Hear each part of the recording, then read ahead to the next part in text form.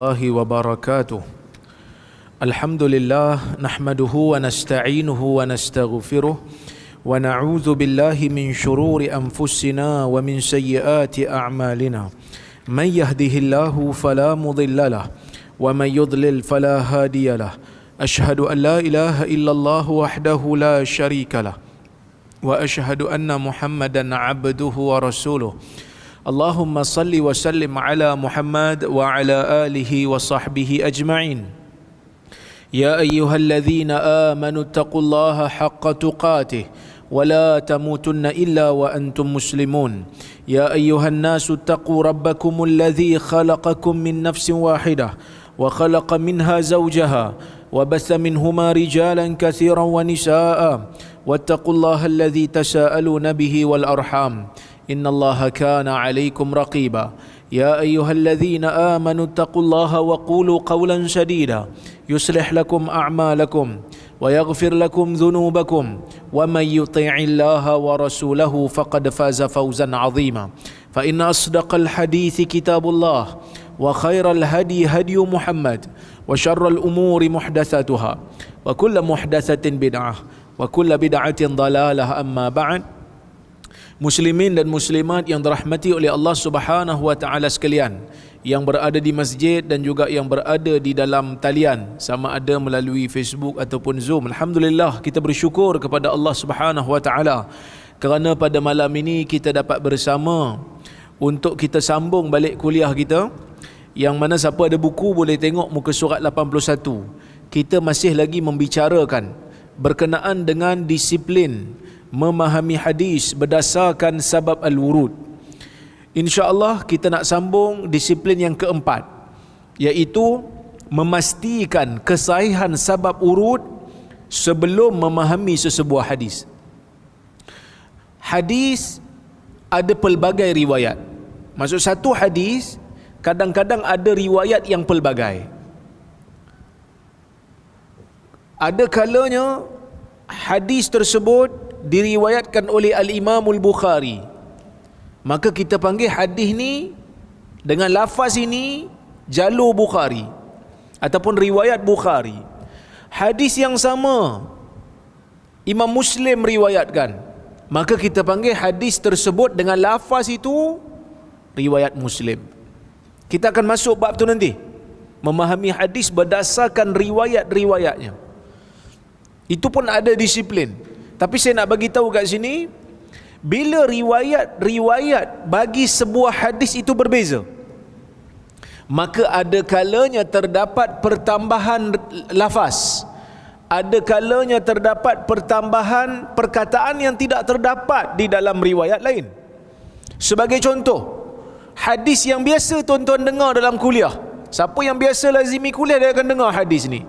La yu'minu ahadukum hatta yuhibba li akhihi ma yuhibbu li nafsihi. Tidak sempurna iman salah seorang daripada kamu sehingga dia mengasihi saudaranya, dia mengasihi untuk saudaranya seperti mana dia mengasihi untuk diri dia sendiri. Bisa dengar hadis tu? Hadis Anas. Itu satu riwayat. Kalau kita tengok riwayat yang berbeza dalam kitab-kitab hadis, ada tambahan lafaz, yang mana dalam lafaz yang lain, hadis yang sama, dalam jalur lain ada tulis minal khair di hujung hadis. Ma yuhibbu li nafsihi minal khair. Maksudnya ada tambahan daripada sudut kebaikan. Hadis nak bagi tahu kita, di antara tanda kesempurnaan iman ialah apabila kita tengok saudara se-Islam kita dapat satu nikmat yang kalau dapat kat kita, kita suka, kita kena suka kalau dapat kat dia. Maksudnya Nabi SAW nak kata jiwa orang mukmin ni tidak ada perasaan hasad. Sebab ada orang bila tengok orang lain dapat nikmat, dia tak dapat, dia jadi susah hati. Dia susah tengok orang senang, dia senang tengok orang susah. Itu sifat hasad. Orang beriman tak boleh ada sifat tu. Sebab tu Nabi kata kalau dia suka benda tu dapat kat dia, Tapi tak dapat ke dia, dapat ke orang lain, dia kena tumpang seronok, kena tumpang gembira. Tapi mungkin ada di kalangan orang yang kata, oh kalau macam tu ustaz, saya ni suka merokok, jadi saya kena gembira lah kalau kawan saya merokok sekali. Boleh? Merokok, bukan merokok. Kalau banyak merokok, rukuk dalam solat tu bagus. Banyak solat. Tapi ni bukan merokok, ini merokok. Smoking kan. Dia suka merokok. Dia kata kawan saya merokok depan saya ustaz, saya gembira sebab saya pun suka. Boleh? Sebab itu dalam hadis, dalam jalur yang lain, Nabi SAW kata minal khair. Yang dikatakan kesempurnaan iman tu, bila kita suka saudara se-Islam kita dapat nikmat dari sudut benda baik. Rokok benda baik ke tak benda baik? Rokok bukan benda baik, jadi tak boleh. Si ada yang berjemaah kadang-kadang merokok, yang tu tak termasuk dalam pemahaman hadis. Susah juga zaman ni. Satgi bila kita tegur, dia keluar hadis tu. Kita kena bagi tahu siap-siap. Riwayat-riwayat yang berbeza perlu diteliti. Bila ada tambahan-tambahan yang ada dalam riwayat-riwayat yang berbeza ni, ada kalanya sebuah hadis diriwayatkan dengan tambahan sebab urut. Ada jalur yang tak ada jalur yang ada. Jadi sebab urut tu perlu diteliti, sahih ke tak sahih. Jalur-jalur riwayat ni kena tengok sahih ke tak sahih. Sebab jalur-jalur yang berbeza ni diriwayatkan dengan sanad-sanad yang berbeza. Diriwayatkan dengan sanad yang berbeza. Jadi nak tahu lafaz tu sahih ke tidak, kena tengoklah sanad tu. Sanad tu sahih ke tidak, baru kita dapat tahu. Jadi ada sebahagian daripada sebab urut yang tak sahih, ataupun bukan sebab urut, orang dok anggap macam sebab urut. Jadi kena hati-hati, jangan main sangka-sangka, kena semak betul-betul. Jadi sebab itu orang yang belajar hadis ni dia teliti, tengok betul ke tak betul sebelum nak dakwa sesuatu perkataan itu daripada Nabi SAW. Okey, tengok saya hurai di situ disiplin berikutnya untuk memahami teks hadis melalui sebab al-wurud ialah mengenal pasti status kesahihan sesebuah kisah atau peristiwa dari sudut sahih atau dhaif. Ini penting kerana sesebuah peristiwa yang diriwayatkan sebagai sebab urut mungkin berfungsi sebagai penyebab untuk mengkhususkan hadis lain. Kan kita dah belajar kuliah yang lepas, mungkin sesebuah riwayat yang ada sebab urut tu sebab urut mengkhususkan, jadi kena pastikan sahih. Kalau tak sahih dia tak boleh jadi hujah. Okey? Jika ia tidak sahih maka ia tidak boleh dijadikan hujah kerana ia berkaitan dengan hukum hakam. Maka mengetahui status sebab urut bagi hadis sangat penting dalam proses memahami teksnya. Berikut adalah contoh bagi perkara ini, kisah Muhajir Ummu Qais. Siapa yang belajar hadis, dia biasa dengar kisah ni. Kisah yang dikatakan sebab urut bagi hadis innamal a'malu binniyat wa innama likulli imri'in ma nawa. Faman kanat hijratuhu ila Allah wa rasulih fahijratuhu ila Allah wa rasulih wa man kanat hijratuhu ila dunya yusibuha aw imra'atin yankihuha fahijratuhu ila ma hajara ilaih. Hadis riwayat al-Imam Al-Bukhari dan Muslim daripada Umar. Nabi sallallahu alaihi wasallam bersabda, innamal a'malu binniyat. Sesungguhnya amalan itu dengan niat. Sesungguhnya amalan itu dengan niat. Tuan-tuan boleh cari kuliah saya, hurai hadis ni, saya hurai sejam lebih. Banyak faedah boleh ambil daripada hadis ni.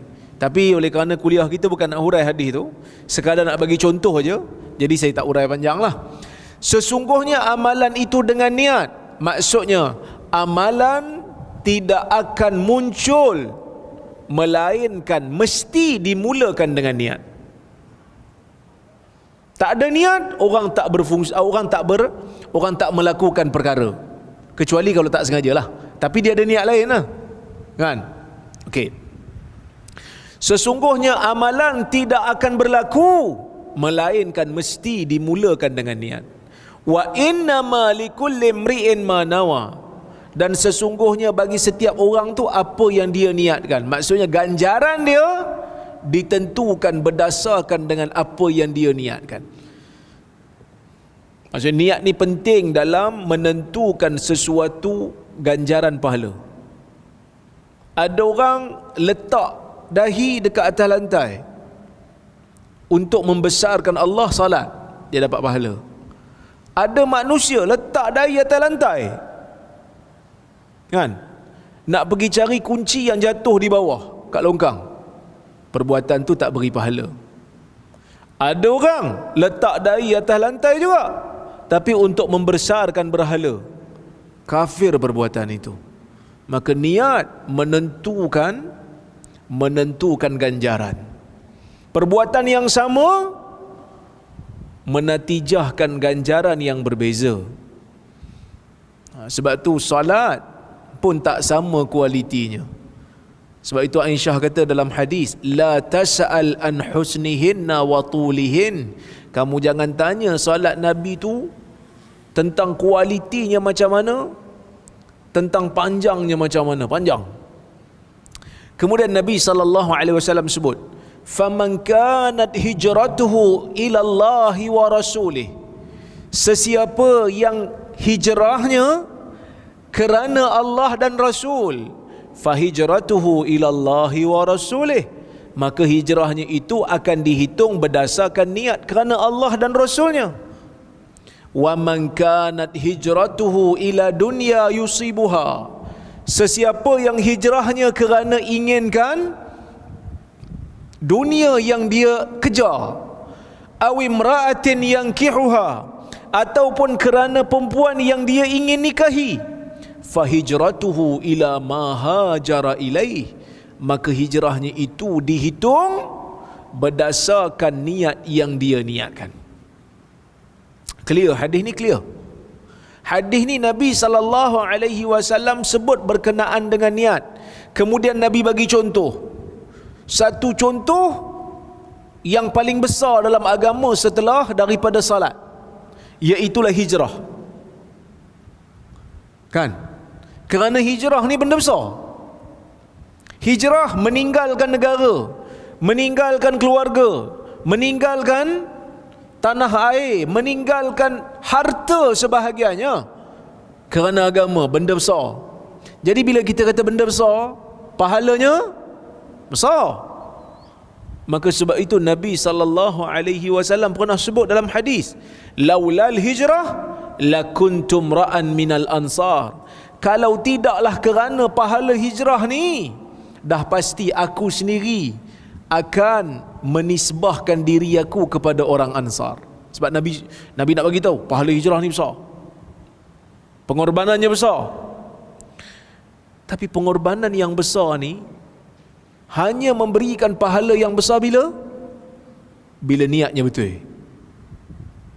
Kalau orang tu hijrah kerana nak pergi kejar dunia, kalau orang tu hijrah kerana nak kejar perempuan, yang dia nak nikah dengan perempuan tu, pahalanya besar tak? Pahalanya tak besar lah. Sebab sekadar pindah untuk kejar dunia, orang lain membuat. Muhajirin tu dapat gelaran muhajirin sebab mereka berpindah kerana Allah dan Rasul. Yang tu yang dapat tu. Muhajirin tu dipanggil muhajirin, pahala hijrah mereka dapat tetap dan besar sebab mereka hijrah kerana Allah dan Rasul. Jadi, tuan-tuan dan puan-puan rahmati Allah sekalian, Nabi memberikan pesanan, memberikan peringatan. Benda yang kadang-kadang orang lain boleh dapat pahala besar, kamu dapat pahala kecil sebab niat kamu tak betul. Bukanlah maksud berdosa. Siapa yang hijrah kerana nak kejar dunia, berdosa? Kalau dunia yang dikejar tu tak berdosa, tak adalah berdosa. Kalau dia hijrah kerana nak kejar perempuan yang dia nak nikah, dia nak nikah bukan nak buat benda haram, dia nak nikah, tapi tak adalah dapat pahala besar, kan? Okey, kisah ataupun hadis ini sentiasa diikatkan dengan satu sebab urut. Dikatakan oleh sebahagian ulama hadis, Nabi SAW menyebutkan hadis ni kepada seorang pemuda yang berhijrah ke Madinah bukan kerana agama, tapi kerana nak kejar seorang perempuan yang namanya Ummu Qais. Dia nak kejar seorang perempuan namanya Ummu Qais. Perempuan tu segak. Jadi dia kejar perempuan ni, sebab dia kata kalau tak kejar, takut orang lain potong lain, jadi lain tak clear. Dia kejar perempuan tu, dia dapat menikah. Orang lain semua hijrah kerana agama, dia hijrah kerana Ummu Qais. Maka dia pun digelar sebagai muhajir Ummu Qais. Nampak? Okey, kita tengok kat situ. Hadis ini masyhur di sisi masyarakat Muslim. Walaupun ia masyhur pada masyarakat, namun ia berstatus gharib. Gharib ni maksudnya Umar seorang je riwayat daripada Nabi SAW. Tapi hadis ini sahih. Hadis ini cuma mempunyai satu sanad yang sahih daripada Nabi SAW, iaitu melalui jalur Umar Ibn Al-Khattab radhiyallahu anhu. Hadis ini sangat penting, maka ramai ulama memasukkannya di dalam kitab hadis yang mereka tulis. Imam Bukhari, Imam Muslim, bahkan Imam Nawawi dalam Riyadhus Salihin, Imam Nawawi dalam Arba'in Nawawi masukkan hadis ni sebagai hadis yang pertama. Nak bagi tahu hadis ni penting, Baik.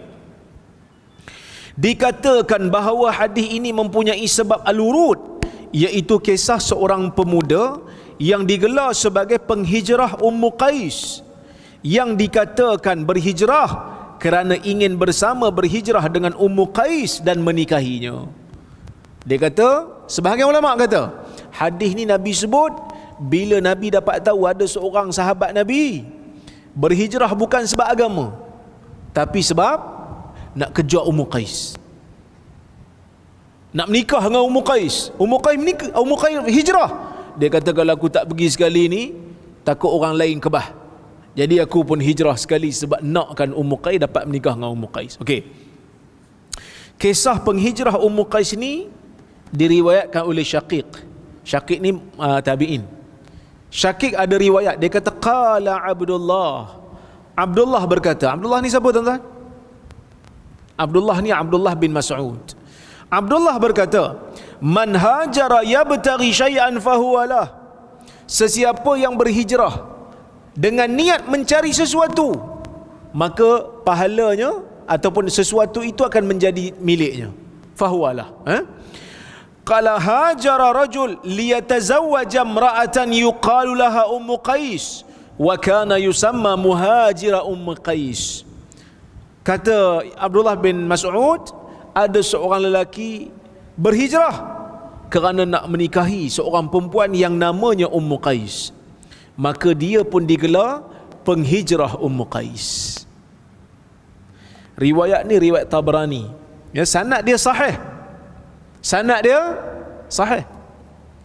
Tapi tidak ada bukti yang jelas mengatakan riwayat ni adalah sebab urut bagi hadis Nabi tadi. Yang ada, Ibnu Mas'ud bagi tahu je ada seorang pemuda dipanggil muhajir Ummu Qais. Tapi adakah sebab tu Nabi sebut hadis ni? Tak ada bukti. Tak nampak kaitan yang jelas. Sebab itu Ibn Hajar menyebutkan dalam Fathul Bari, tidak ada bukti yang jelas. Maka tak boleh nak kait lah, tak boleh nak kata ini sebab urutnya. Tak boleh nak kata, sebab tak ada bukti. Kedua-dua riwayat ini jelas, hadis sahih. Tapi nak kata kaitan antara keduanya, betul ke Nabi sebut sebab ada seorang sahabat nak menikah dengan Ummu Qais? Kita kata tak tahu.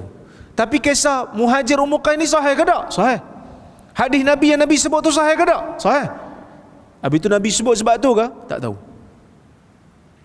Tak ada bukti yang jelas. Okey? Riwayat penghijrah Ummu Qais ini bertaraf sahih. Walaupun ramai ulama silam dan semasa yang menganggap bahawa kisah ini menjadi sebab al-wurud bagi hadis ini, namun jika dilihat daripada lafaz hadis ini, tidak nampak kaitan antara keduanya. Ibn Hajar menegaskan. Dia kata, wa hadha isnadun sahih ala syarti syaikhain, lakin laisa fihi anna hadis al-a'mal siqa bisababi dhalik, wa lam ara fi syai'in min at-turuq ma yaqtadi at-tasrih bidzalik. Ibn Hajar kata, lafaz kisah penghijrah Ummu Qais ini sahih menurut syarat Bukhari dan Muslim. Maksudnya sahih dia tu setaraf dengan Bukhari dan Muslim, ya? Tetapi laisa fihi, tak ada pun dalam riwayat penghijrah Ummu Qais ini menunjukkan hadis a'mal bin niat ni. Hadis niat tadi yang saya baca tadi tu disebutkan, diutarakan oleh Nabi disebabkan oleh kerana kisah ni. Dan kata Ibn Hajar, walam ara, dan aku tak tengok dalam mana-mana riwayat pun, walaupun jalur riwayat hadis innamal a'malu binniat daripada Umar tu terpecah banyak, terpecah banyak daripada Yahya bin Sa'id Al-Ansari, banyak anak murid dia, dikatakan ratusan anak murid mengambil daripada dia jalur hadis tu, tapi tak ada satu jalur pun yang kata riwayat Nabi menyebut amalan dengan niat tu disebabkan Nabi tahu kisah penghijrah Ummu Qais. Tak ada. Maka tak boleh kata ia adalah sebab urut bagi kisah tu. Selesai. Yang kelima, tidak pelik bagi sesebuah hadis untuk mempunyai beberapa sebab urut. Sebelum ni kita tengok ada sebab urut yang hampir sama untuk dua hadis. Kan kisah yang rantai Aisyah hilang, rantai Aisyah yang cicir tu kan. Yang ni kadang-kadang ada beberapa hadis mempunyai ada hadis yang sama tapi mempunyai beberapa sebab urut yang berbeza. Sebagai contoh, hadis larangan marah. Hadis marah Nabi ni banyak, bukan marah, hadis Nabi larang marah. La taghdab kan. So kalau kita tengok hadis yang sama tapi sebab urut yang berbeza. So tengok, Abu Hurairah radhiyallahu anhu berkata, anna rajulan qala lin Nabi SAW awsini, qala la taghdab. Abu Hurairah kata dalam hadis Bukhari, seorang lelaki datang jumpa Nabi SAW, dia kata, ya Rasulullah, berikan pesanan pada saya. Nabi kata, jangan marah. Jangan marah. Mungkin ada yang keliru, macam mana kita jangan marah? Boleh tak marah? Tuan-tuan pernah marah tak? Marah ustaz, mana tak pernah marah? Marah lah. Nabi pun pernah marah. Nabi pernah marah tak? Nabi pernah marah. Faghadib hatta yu'rafa al-ghadab fi wajhih. Nabi marah sehingga jelas kemarahan itu di wajah Nabi.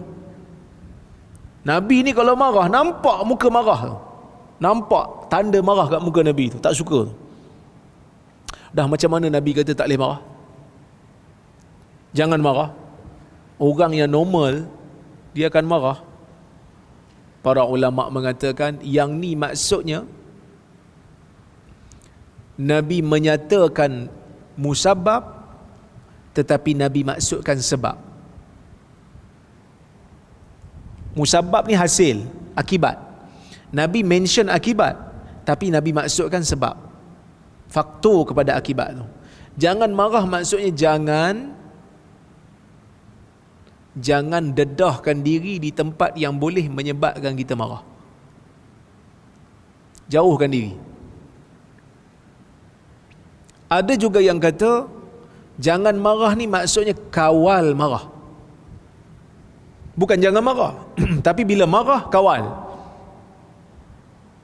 Sebab itu dalam hadis Nabi SAW mengarahkan kita, kalau kita marah dalam keadaan kita berdiri, duduk.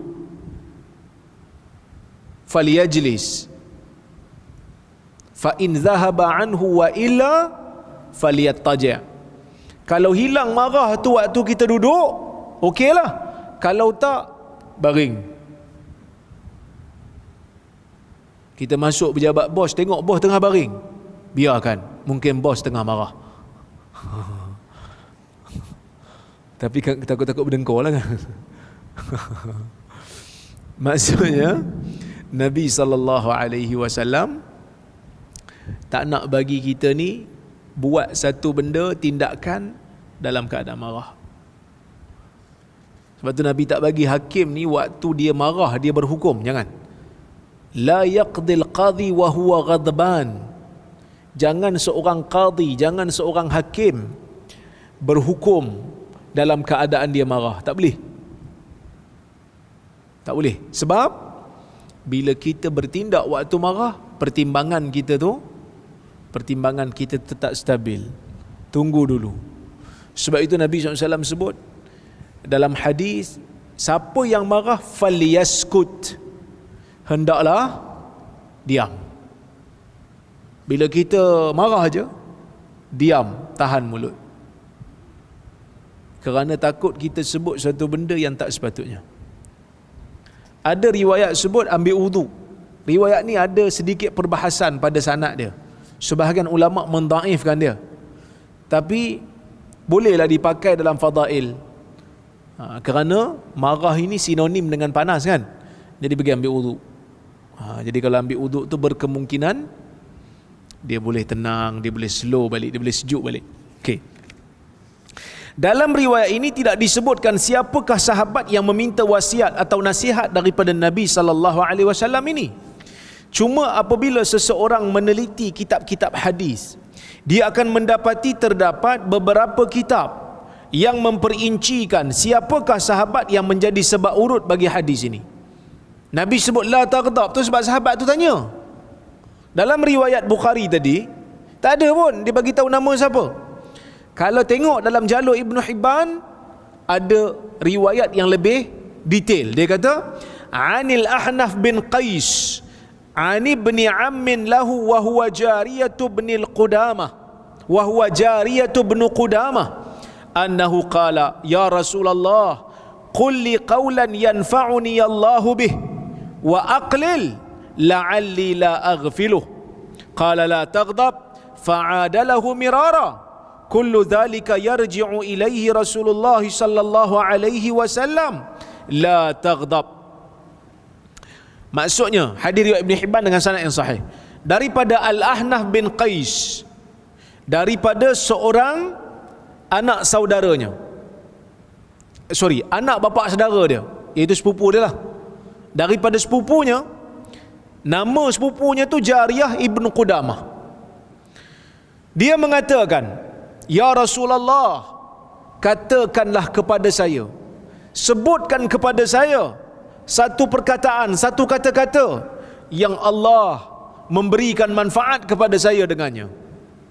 Sahabat Nabi bagi tahu kat Nabi, dia kata, ya Rasulullah, tolonglah bagi tahu saya satu kata-kata yang mana dengan kata-kata tu Allah Ta'ala boleh manfaatkan saya dengannya.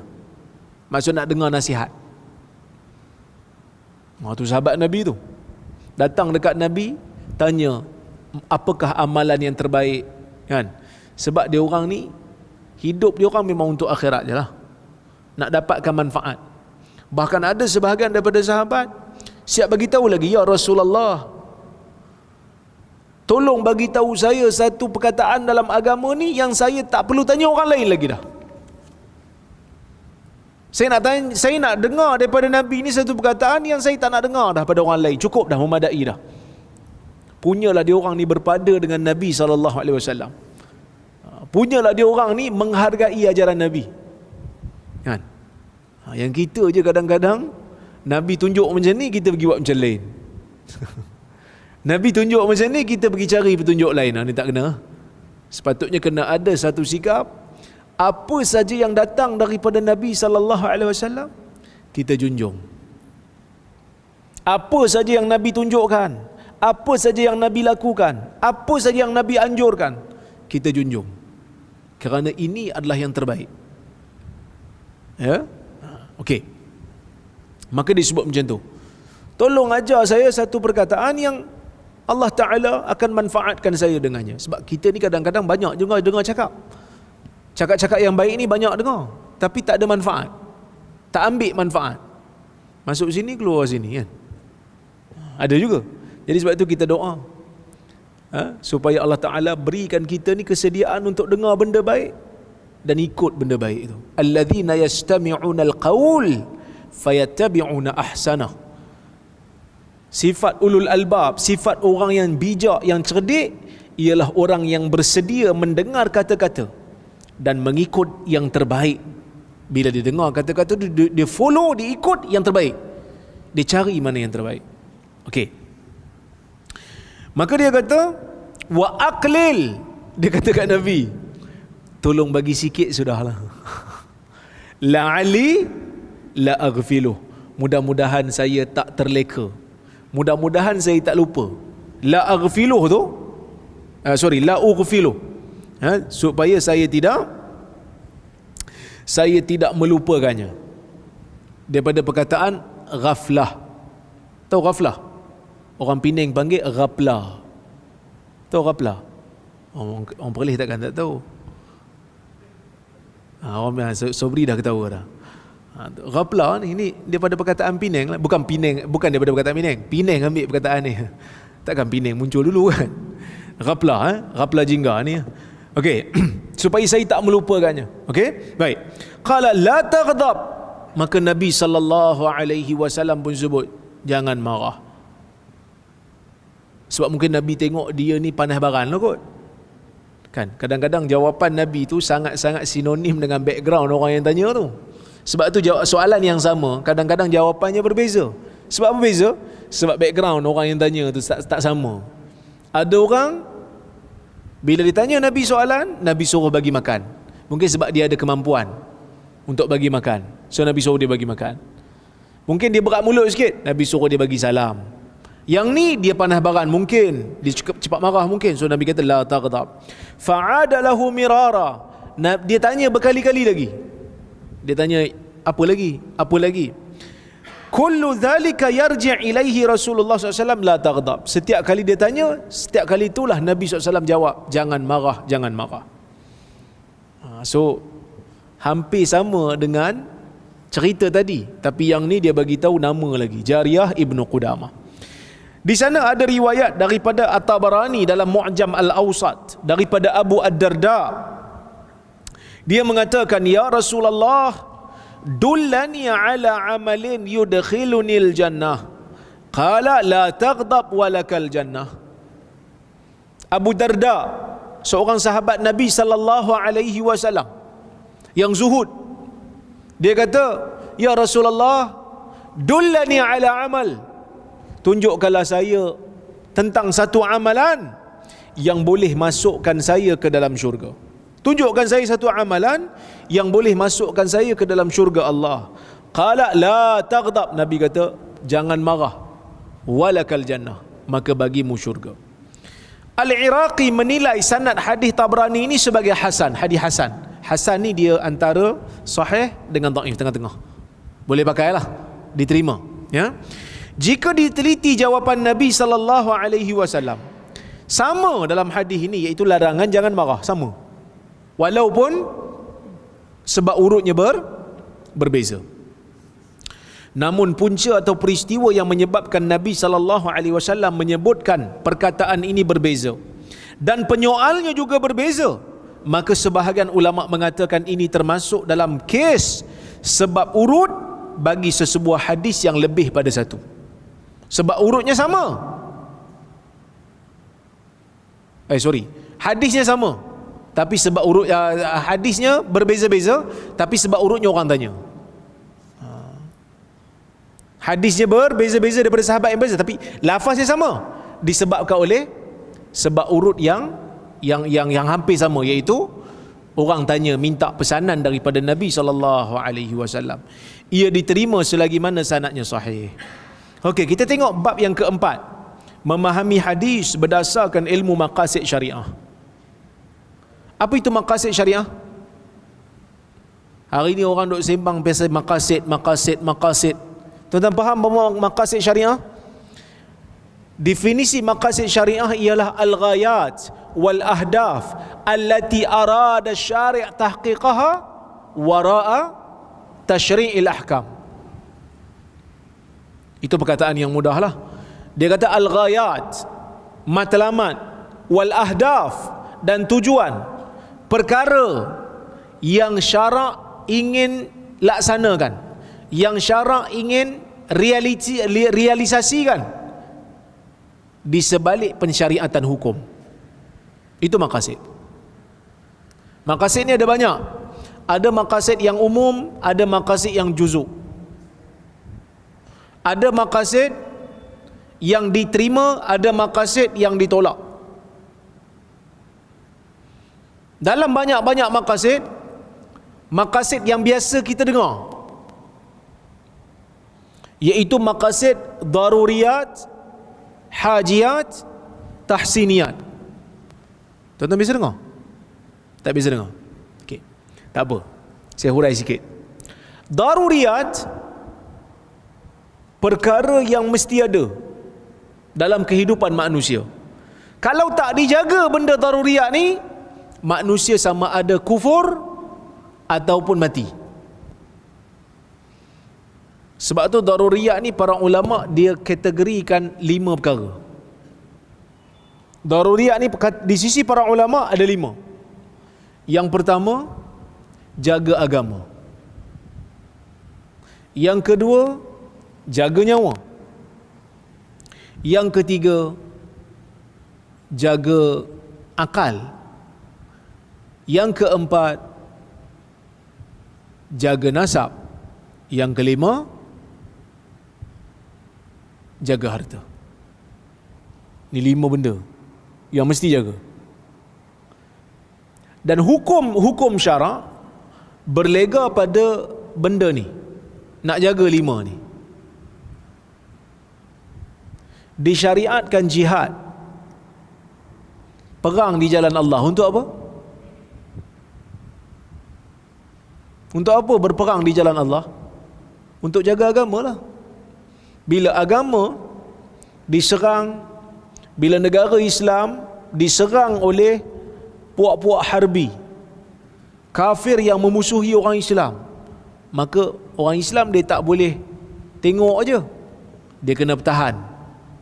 Inilah yang berlaku dalam peperangan yang mana Nabi SAW sertai dalam kehidupan Nabi. Semuanya permusuhan tu bukan dimulakan oleh Nabi SAW, tetapi dimulakan oleh kafir Quraisy, oleh Yahudi. Mereka dulu yang mengkhianati agama Islam dan berlaku peperangan. Maka disyariatkan jihad untuk menegakkan agama Allah. Maka sebab itu juga disyariatkan salat berjemaah di masjid. Untuk apa? Menghidupkan syiar agama. Disyariatkan azan dalam negara Islam. Untuk apa? Menegakkan syiar agama, supaya agama itu wujud. Itu jaga agama. Kemudian jaga nyawa. Jaga nyawa, haram bunuh diri, haram bunuh orang, dan disyariatkan qisas. Siapa bunuh orang, balas bunuh. Bila dia bunuh orang, kita balas dia dengan bunuh, bukankah dia mati? Ya. Matinya dia jaga nyawa lain. Sebab apa jaga nyawa lain? Sebab dia ni pembunuh. Takut dia bunuh orang lain pula, bunuh dia dulu. Sebab dia bunuh dengan sengaja. Dia pembunuh bersiri. First. Yang kedua, orang lain bila tengok, orang lain pun takut. Jadi orang lain pun akan behave. Weh, kalau bunuh ni kena balas bunuh. Jadi kami tak berani lah. Walakum fil qisasi hayah. Bagi kamu dalam hukuman qisas itu ada kehidupan. Ni hukum syarak. Okey? Yang ketiga, jaga akal. Sebab itu disyariatkan orang Islam ni haram minum arak, haram pergi salah guna dadah. Sebab apa? Hilangkan fungsi akal. Sebab itu orang Islam diberikan pahala untuk tuntut ilmu. Tak kiralah ilmu apa pun, yang penting ilmu yang bermanfaat dan tak bercanggah dengan syarak. Pergilah belajar ilmu ekonomi ke, ilmu kejuruteraan ke, ilmu agama ke, ilmu apa pun yang bermanfaat untuk umat, ilmu perubatan ke, ilmu ekonomi ke, ilmu sains politik ke, selagi mana ia bermanfaat, maka dapat pahala. Dan ada ilmu yang dipanggil fardu kifayah, ada ilmu yang dipanggil sebagai fardu ain. Ilmu fardu ain ni ilmu yang berkaitan dengan ibadat kita lah, yang kita wajib buat. Selain daripada ilmu fardu ain, dia masuk dalam fardu kifayah. Belajar ilmu hadis tinggi-tinggi, belajar ilmu usul fiqh, belajar ilmu tajwid yang bukan, orang kata bukan tajwid asas, belajar ilmu ekonomi, belajar ilmu perubatan, belajar ilmu kejuruteraan, semua ni fardu kifayah. Dapat pahala kerana nak jaga akal. Sebab akal manusia perlu ilmu. Kalau akal manusia itu tak dilatih, dia cepat rosak. Kalau malas fikir, dia cepat rosak. Dia obes, dia obesity. Okey. Kemudian jaga apa lagi? Jaga nasab. Diharamkan zina sebab boleh merosakkan nasab. Kan? Kemudian jaga harta. Sebab tu siapa mencuri, potong tangan. Tangan ni ada nilai ni, mana boleh luka-lukakan tangan orang.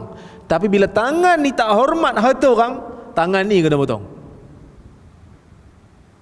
Jadi hukum-hukum syarak banyak belega pada benda ni, yang dipanggil sebagai daruriyat. Daruriyat yang 5. Dan dalam daruriyat ni ada tingkatan bawahan dia yang dipanggil sebagai hajiat. Hajiat ialah perkara yang kalau tak ada kita tak mati dan kita tak kufur, cuma kita akan mengalami kesukaran sehingga susah nak hidup. Maka sebab itu bila kita musafir, dibenarkan kita ni untuk buka puasa. Itu termasuk dalam hajiat. Bila kita musafir, kita dibenarkan untuk qasar salat, yang itu termasuk dalam hajiat. Hajiat ni kalau tak ada, kita akan sedikit sukar menjalankan ataupun meneruskan kehidupan. Kemudian kita pergi kepada tahsiniyat. Tahsiniyat bawah lagi pada hajiat, iaitu sesuatu yang disyariatkan untuk mempercantikkan agama. Kalau tak ada benda ni kita tak mati. Kalau tak ada benda ni kita tak susah. Tapi agama nampak tak cantik. Menutup aurat, merapatkan saf, itu termasuk dalam tahsiniyat. Ada orang dia tak setuju dengan saya. Takkan tutup aurat tahsiniyat, ustaz? Ya, tahsiniyat lah. Habis tu tak wajib lah tutup aurat. Wajib. Siapa kata tak wajib? Dah tu tahsiniyat. Tahsiniyat ni dia punya kategori. Wajib tak wajib isu lain. Tahsiniyat ni kategori. Menutup aurat wajib, dia masuk dalam bab apa? Dia masuk dalam bab tahsiniyat. Betul ke ustaz? Betul. Sebab tu bila kita sakit, jumpa doktor, boleh buka aurat. Kalau kita sakit di tempat yang aurat, di kawasan aurat, kita sakit, boleh tak buka untuk doktor rawat? Boleh buka. Sebab apa boleh buka? Sebab menjaga nyawa, daruriyat. Menjaga aurat, tahsiniyat. Kalau tak bertembung, semua wajib diamalkan serentak. Tutup aurat tu wajib dan sebagainya. Tapi bila bertembung, aurat wajib, berubat juga wajib untuk jaga nyawa. So mana nak didahulukan? Daruriyat ni, berubat ni dulu. Kan orang tu katalah samahallah, na'udzubillah, tiba-tiba accident, pecah kepala contohnya kan, patah kaki, nak rawat, boleh tak buka aurat dia? Doktor tak boleh kata ini aurat orang, saya tak boleh tengok, biarlah. Kacau lah dia kan. Jadi dibenarkan. Tu tahsiniyat dan daruriyat. Benda ni yang kita kena faham betul-betul. Jadi dalam pertimbangan nak buat fatwa ni, benda itulah yang kita kira, yang kita hitung. Wallahu alam. Kita bagi laluan daripada azan.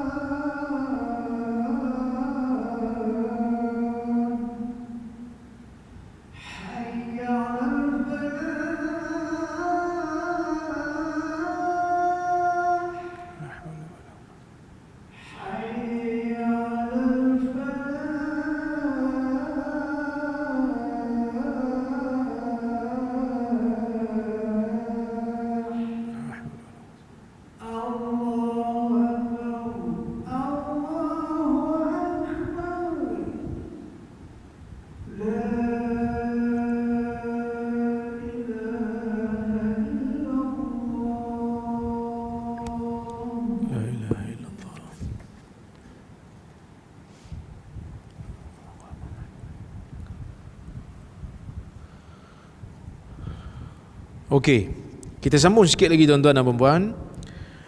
Ilmu maqasid ni yang disebut daruriyatnya, hajiyatnya, tahsiniyat ni, siapa yang sebut?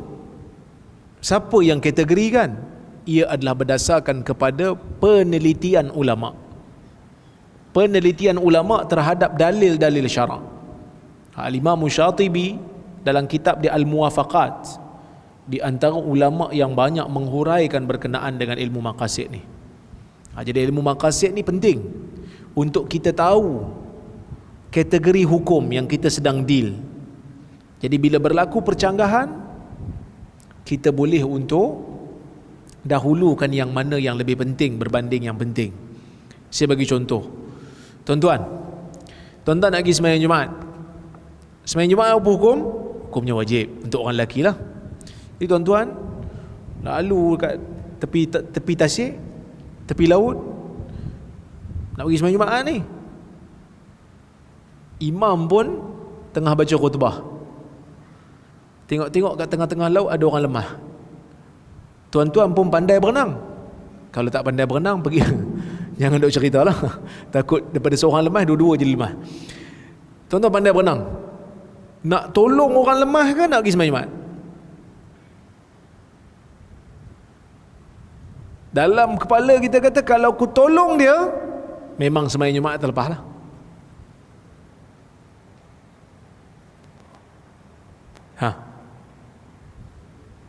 Tolong orang tu. Sembahyang Jumaat jaga agama ke jaga nyawa?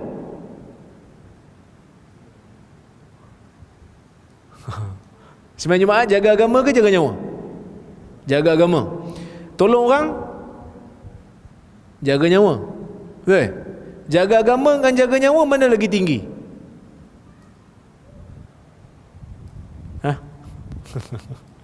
Jaga agama lah kan?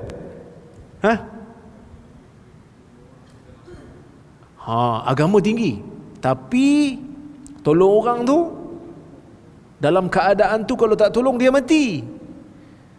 Agama ni macam mana? Agama tak runtuh. Sebab kalau kita tolong dia, kita selamatkan dia, dia akan hidup. Agama tak mati. Sebab orang lain sembahyang Jumaat, kita boleh qada solat zuhur kalau tak sempat. Dan pada waktu tu agama dan nyawa terjaga. Pergi tolong. Nampak? Itu yang baru ni kita dah buat tu. Jarak sikit waktu Covid dulu. Sebelum Covid masuk endemik ni lah, kita jarakkan sikit. Orang bising lah. Tapi kita nak supaya agama hidup, nyawa pun terpelihara. Kita nak dua. Sebab kalau rapat dalam keadaan vaksin tak ada, takut salah satu akan binasa. Nyawa mungkin akan hilang, ataupun agama mungkin akan lenyap 2 minggu. Sebab apa? Ada kluster. Betul? Kluster disebut. Kluster lah kan? Takut ada kluster kat masjid, 2 minggu masjid tutup. Habis orang tak sembahyang Jumaat 2 minggu. Jadi sebab itu kita jarakkan sikit. Jarakkan sikit bukan bermakna agama mati. Agama tak mati. Sebab apa kita jarakkan? Sebab saf ni dia tahsiniat. Dia disyariatkan untuk memperelokkan agama, cantikkan agama. Agama nampak elok, nampak cantik, nampak seimbang. Rapat. Dan sebelum ni kita pun berjuang rapat. Tapi bila ada pandemik ni, kita jarakkan sikit. Supaya agama tu terpelihara, solat jemaah tu ada. Kan? Jadi kita jarakkan sikit. Tapi bila kita tengok data dah ada, vaksin dah cukup, orang pun dah ramai vaksin, lepas tu dengan munculnya Omicron apa semua ni, dia punya simptom pun tak kuat. Jadi kita rapatkan sikit dulu. Rapatkan sejadah dulu, tengok. Lama-lama baru kita rapatkan terus. Kan? Sebenarnya bukan sebab kita suka, kita pun tak suka. Kita pun tak suka benda ni. Tapi kita deal dengan nyawa orang. Dan masa kami duk bincang dalam fatwa, kita tengok, kita bimbang apa? Kita buat satu fatwa, 1000 orang mati. Tu kita takut lah. Risau. Kita bimbang kita termasuk dalam hadis yang sahabat yang luka kat kepala tu, bila tanya dia kena mandi wajib tak, sahabat lain kata mandi. Dia mandi sampai mati. Nabi kata apa? Qataluhu qatalahumullah. Mereka bunuh dia, moga Allah membunuh mereka. Kita bimbang yang tu. Kita bimbang yang tu je. Tapi alhamdulillah tuan-tuan, kita dapat rapat semula. Dan kita pun gembira, kita happy kerana sunnah ni hidup balik. Adalah orang kata ini semua ejen Dajjal. Alhamdulillah Dajjal tak keluar lagi. Imam Mahdi pun tak dilantik. Belum lagi, tapi kita dah berjaya rapat balik. Alhamdulillah. Cuma bila dah rapat ni, ada juga orang tak apa nak rapat sangat. Jenuh kita duk tarik. Jenuh kita duk tarik balik. Ya? Tapi manusia begitulah keadaannya. Baik. Okey.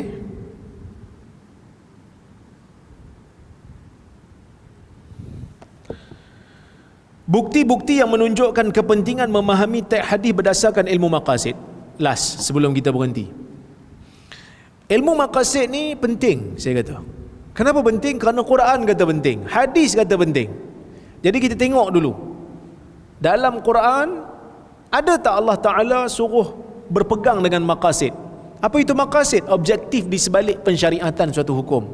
Allah Subhanahu Wa Ta'ala menyebut dalam Al-Quran, wa iza ja'ahum amrun minal amni awil khawf adha'u bih walau radduhu ila rasul wa ila ulil amri minhum la'alimahu alladhina yastanbitunahu minhum walaula fadlullahi alaikum wa rahmatuhu lattaba'tumus syaitana illa qalila.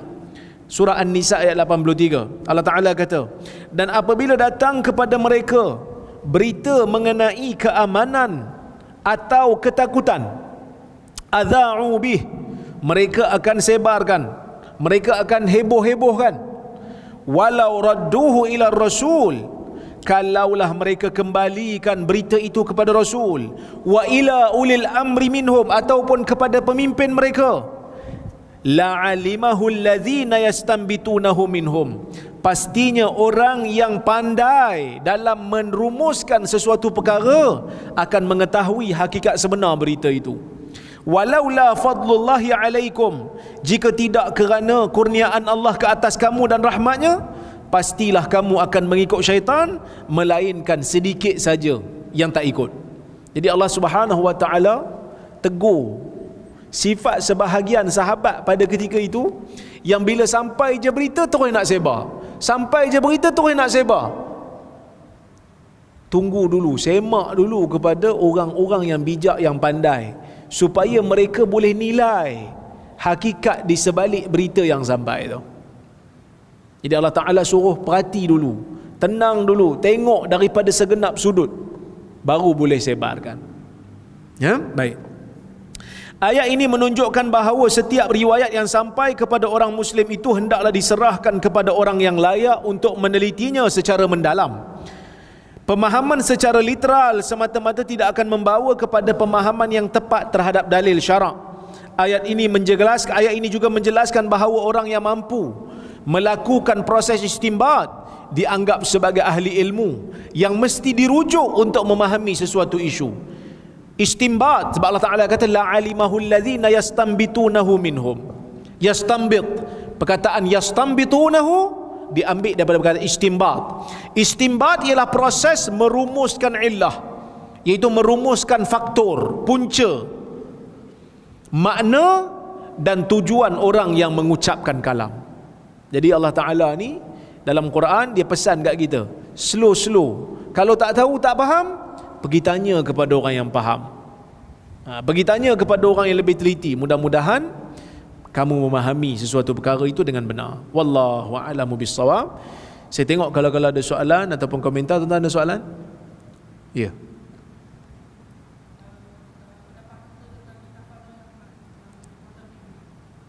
Fadailul A'mal merupakan kitab yang banyak digunakan oleh sahabat-sahabat tabligh kita.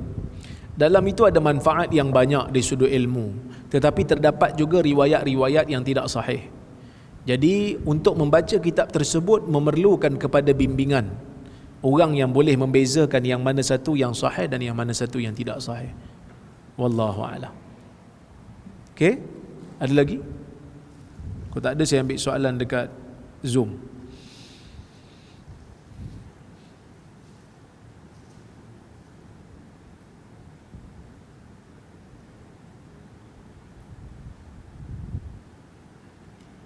Saya tak faham soalan ni. Adakah solat witir yang berdiri sendiri atau sebahagian dari tahajud? Bolehkah lakukan solat witir tanpa tahajud? Solat witir ni sebahagian daripada salat malam. Solat witir ni sebahagian daripada salat malam yang boleh dikerjakan dengan pelbagai cara, sama ada dengan 1 rakaat ataupun dengan 3 rakaat. 3 rakaat tu pun boleh dilakukan dengan 1 salam, boleh dilakukan dengan 2 salam. Jadi bila kita lakukan salat malam, kalau kita tak buat witir pun tidaklah menjadi masalah. Kalau kita buat salat malam tak buat dengan witir, witir tak ada, balik terus, tak tunggu imam witir dia balik terus, taklah menjadikan salat malam itu tak sah. Tetapi salat itu tidak sempurnalah. Tak sempurnalah salat malam itu bila tak ditutup dengan witir. Sebab Nabi SAW sendiri sebut, salatul lail masna fa in khashita subuh fa'autir biwahidah. Salat malam itu 2 rakaat. Apabila kamu takut subuh masuk, maka berwitirlah dengan 1 rakaat. Jadi salat witir itu termasuk dalam salat malam. Sebab Nabi kata salatul lail masna. Salat malam tu 2. Bila kamu takut subuh, fa'autir biwahidah, witirlah dengan 1 rakaat. So witir itu pun salat malam jugalah, kan? Jadi witir ini sebahagian daripada kesempurnaan salat malam. Cuma para ulama berbahas, salat witir ni boleh dibuat berapa rakaat. Jadi boleh buat 1, boleh buat 3, boleh buat 5, boleh buat 7. Tapi kalau kita nak ceraikan 2 pun tak ada masalah. So itu termasuk dalam salat malam. 2 rakaat kita buat. Seperti mana Nabi SAW lakukan salat Nabi di dalam Ramadan ke di luar Ramadan ke, Nabi salat 2. Kerana Nabi SAW sendiri sebut salat malam 2. Assalamualaikum. Waalaikumsalam. Apa pandangan doktor terhadap amalan Gunung Jerai? Semakin berani mereka menunjukkan amalan yang sedemikian di media sosial. Dikhawatiri masyarakat Islam mengikut dan masyarakat agama lain pula memandang pelik dengan amalan mereka. Ini pun satu hal juga. Tuan-tuan biasa pergi Gunung Jerai? Saya tak pernah pergilah, tapi dengar cerita akhir-akhir ni macam-macam pula ritual yang muncul. Dengan mandi dululah, kan ada disebarkan di media sosial. Ada dia punya adab yang kita tak pernah nampak pun sebelum ni. Ya, Gunung Jerai ni adakah disebut dalam dalil secara khusus? Tak ada lah. Sebab Gunung Jerai ni pun dekat Malaysia, bukan dekat negara Arab Saudi kan. Jadi bila tak ada, maka dia tak adalah apa-apa ritual. Dia tak boleh kata, Ustaz, mandi ini memang masalahnya mandi. Mandi tak ada masalah. Tapi mengatakan sebelum pergi satu tempat, digalakkan mandi, ini memerlukan dalil. Kalau tidak ada explanation, dia kata, kalau nak pergi jumpa bos, elok mandi dulu sebab kita nak bagi badan kita wangi, barulah bos kita selesa dengan kita. Itu bab dunia. Tapi kalau kata nak pergi Gunung Jerai, tak tahu nak jumpa siapa, tiba-tiba dia kata kena mandi dulu. Pasal apa nak mandi? Ini adab masuk di Gunung Jerai. Yang ni perlu dalil lah Syekh. Sebab ni agama. Kita kata sebelum masuk Mekah mandi. Yang ni ada proses timbak. Sebelum ihram mandi dulu, Nabi buat. Sebelum sembahyang Jumaat mandi dulu, Nabi suruh. Sebelum naik Gunung Jerai mandi dulu, siapa suruh? Tak ada. Tok Syekh je suruh kan. Jadi bila Tok Syekh ni, kita kena tanya Tok Syekh tu mana dalilnya. Sebab kalau tak, masing-masing duk buat cara sendirilah. Kalau tanya saya, adakah perlu naik ke sana? Saya kata duduk di bawah dengan naik di atas sama saja. Sama je. Baik kita iktikaf kat masjid. Kerana iktikaf kat masjid ada dalil khusus. Dan masjid ni dengan masjid depan sana, masjid ni dengan masjid seberang sana sama je. Yang lain Masjidil Haram, Masjid Nabawi, Masjid Aqsa. Sebab itu Nabi kata la tushaddur rihal illa ila thalathati masajid. Tidak diikat perjalanan itu, melainkan tak bersungguhlah melakukan perjalanan jauh, melainkan untuk pergi 3 masjid. Masjidil Haram, Masjid Nabawi dan Masjid Aqsa. Itu je yang ada kelebihan yang lain daripada masjid lain. Tapi kalau masjid kita dengan masjid depan sana sama tak? Sama je nak pergi iktikaf, sini pun okey, sana pun okey. Tak ada apa-apa kelebihan yang berbeza. Tambahan pula di atas tu ada masjid. Saya tak tahu pula, tak nampak pula ada masjid. Saya nampak dia duduk dalam gua. Jadi tidak ada apa-apa kelebihan di sana. Tapi kalau pergi sekadar nak rasa udara sejuk ke kan, nak tenang-tenang ke, nak tengok keindahan alam, itu lain cerita. Tapi kalau dia dakwa ada satu kelebihan, Nabi Adam pernah turun kat sini, contohnya dia sebut. Ini contoh je lah kan. Kalau ada yang dakwa begitu, dan kita kata dakwaan tu perlu bawa dalil. Kena bawa dalil. Kalau tak, agama ni dia akan jadi mainan orang-orang yang ada kepentingan. Takut-takut ada pula orang yang ambil kesempatan kan, buka pula tempat sewa kat situ. Siapa nak bertapa kat sini, kena bayar kat saya. Kebetulan saya beli tanah Gunung Jerai ni. Takut-takut jadi macam tu. Dia jadi, agama jadi rosak, binasa, disebabkan oleh kerana perbuatan tanpa disiplin yang kita lakukan. Wallahu a'lamu bissawab. Jadi itulah lebih kurang saya boleh sampaikan pada malam ini. Mudah-mudahan Allah Subhanahu wa taala merahmati kita semua. Saya ucapkan terima kasih banyak pada hadirin dan hadirat yang hadir di masjid ini dan juga yang hadir di Zoom dan juga Facebook. Saya mohon maaf terkasar bahasa, tersilap kata. Saya ucapkan terima kasih juga pada Global Ihsan yang membawakan kuliah ini secara live di Zoom dan juga di Facebook. Mudah-mudahan Allah Ta'ala merahmati mereka dan juga memberikan keberkatan dalam setiap usaha mereka. Aqulu qawli hadza wa astaghfirullahal azim li wa lakum. Wassalamu alaikum warahmatullahi wabarakatuh.